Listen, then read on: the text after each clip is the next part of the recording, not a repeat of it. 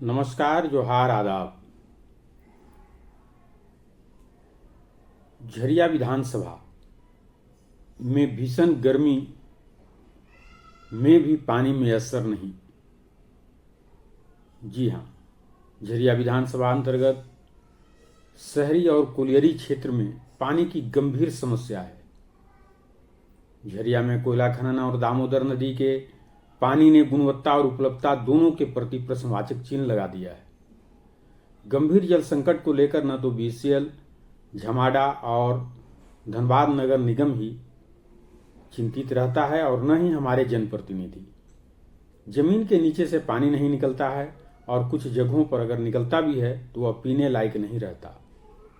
दामोदर नदी का पानी जामाडोबा जल संयंत्र फिल्टर प्लांट हाथी का सफेद दांत ही साबित हो रहा है, क्योंकि यह प्लांट पुराना हो गया है, जर्जर हो गया है। वर्षों पूर्व बिछे पाइप भी जर्जर हो चुके हैं। पानी को फिल्टर किए जाने की व्यवस्था भी सही नहीं है। दामोदर नदी का दूषित पानी भी अक्सर सप्लाई किया जाता है और वह भी महीना में कभी कभी जलापूर्ति होती है और कुछ क्षेत्रों में आंशिक रूप से। पानी मौलिक अधिकार है और कहा जाता है कि जल ही जीवन है, पर झरिया में जल के बिना जीवन है ही नहीं।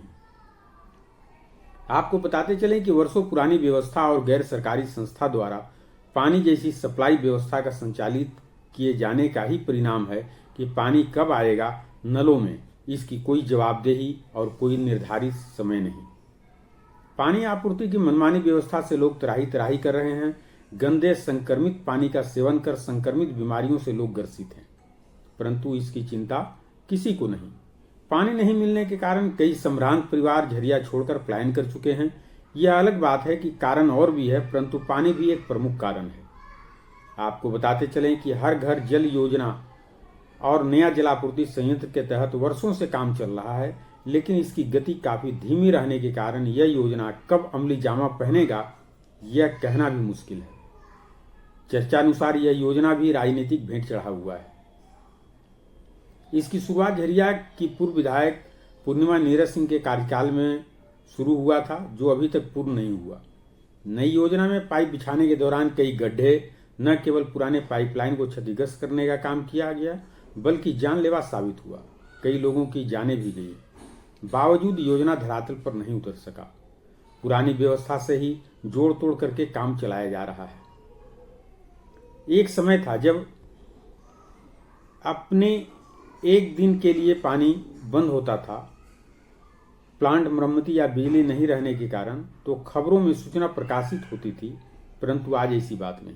सब कुछ राम भरोसे चल रहा है, क्योंकि इस व्यवस्था को सरकार ने पूर्णतः अपने अंदर में नहीं ले रखा है। 10 दिन 15 दिन तक पानी बंद रहता है, महीनों भी बंद रहता है, लेकिन किसी भी अधिकारी व जनप्रतिनिधि को कोई फर्क नहीं पड़ता।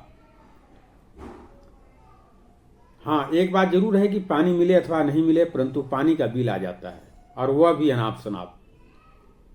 पानी की गंभीर समस्या को लेकर पानी माफिया भी यहाँ सक्रिय हैं। कई जगहों पर पानी का पाइप फोड़कर टैंकर में भरकर मनमाना रेट तय कर पानी बेचने में लगे हुए हैं। धनबाद नगर निगम द्वारा टैंकरों से पानी आपूर्ति की कोई व्यवस्था नहीं, जो चिंता का विषय है। झरिया विधानसभा के लोगों से चुनाव में सिर्फ वोट लेना जनप्रतिनिधि जानते हैं, परंतु वह जन के प्रतिनिधि चुनाव जीतने के बाद नहीं रहते। वह बन जाते हैं अपना शासन चलाने वाले अपने जनप्रतिनिधि, खुद के जनप्रतिनिधि। अपने हिसाब से झरिया के लोगों को डील करेंगे, क्योंकि वह चुनाव जीतने में धन और बल का भी प्रयोग करते हैं। और यही कारण है कि झरिया की जनता चाहे जितना संकट में हो, खुलकर बोलने या सड़क पर आकर विरोध करने की हिम्मत नहीं जुटा पाता। झरिया में समस्याओं का तो अंबार है, परंतु हम सिर्फ झरिया में पानी की गंभीर समस्या पर ही बात कर रहे हैं, क्योंकि हम समाज का आईना हैं और हमारे अंदर सच दिखाने की हिम्मत है। निष्पक्ष और निर्भीक रूप से आम जनता की समस्याओं को रखना हमारा कर्तव्य और उत्तरदायित्व भी है। आपको आगे बताते चलें कि आज भी झरिया उपरकुली और अन्य क्षेत्र में महिलाएं सर पर और पुरुष साइकिल पर गैलन के द्वारा पानी के लिए भीषण गर्मी में भी इधर उधर भटकते देखे जा सकते हैं।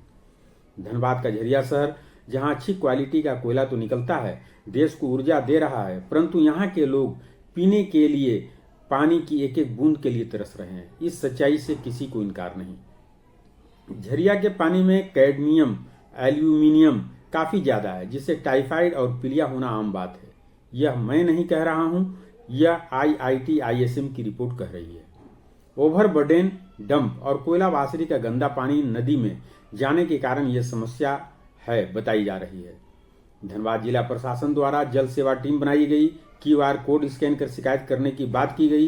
पानी हक है, मांगना पड़ेगा, परंतु सवाल यह है कि झरिया को पानी मिलेगा तो मिलेगा कब और कैसे, यह एक बड़ा सवाल है। कहा यह भी जा रहा है कि 200 किलोमीटर नई पाइपलाइन बिछाई गई है। घर घर नल योजना के तहत नए व पुराने वाटर प्लांट अपग्रेड हो रहे हैं, परंतु यह सब केवल बोलने की बात रह गई है, लोगों का ऐसा कहना है।